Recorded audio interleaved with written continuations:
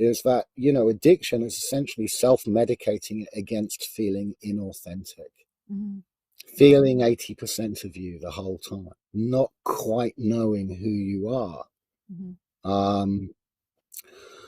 And so when we're working with people and they start to redefine who they are, and they start to work out who they are, and they start to tear down the prison that put them into addiction in the first place, it's one of the most gratifying, beautiful, wonderful privileges to be part of. And during our, during our discussion, you had mentioned that you don't believe that addiction is a disease, which I think in some way you kind of alluded to there.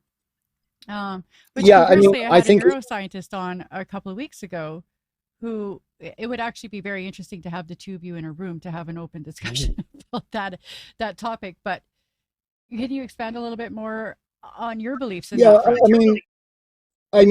I think it is a dis-ease, and I think that's a very important distinction to make. And I do think it is an illness of the spirit. It's an illness of who you are or how you define yourself. And I think that's the important thing the important distinction to make. I certainly don't feel diseased now.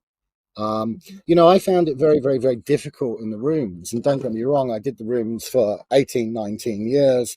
I didn't do them very well. I've probably got enough white key rings to tile a bathroom. But, you know, when I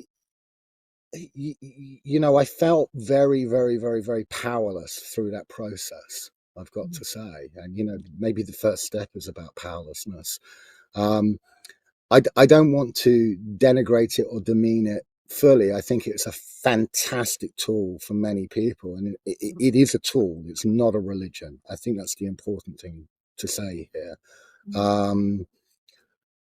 And, you know, I still pop into the rooms occasionally. I still, you know, like to pop in, and I like to see what's going on, and I like to hear the stories. But it's not my religion anymore. I don't see it as, let's put it this way, that, and I hope I'm not being too kind of political here, but, you know, what I used to hear when I was going into rooms is that, you know, I'm Anderson, I'm an addict, and I'm going to have to be an addict for the rest of my life. I just have to be an addict for the rest of my life. And then I'm told I'm diseased, that, you know, there's something profoundly wrong with me. And then I'm told that I'm not to be trusted by, you know, I'm a burden on my friends, family, and society in general. And because of that, I'm not to be trusted.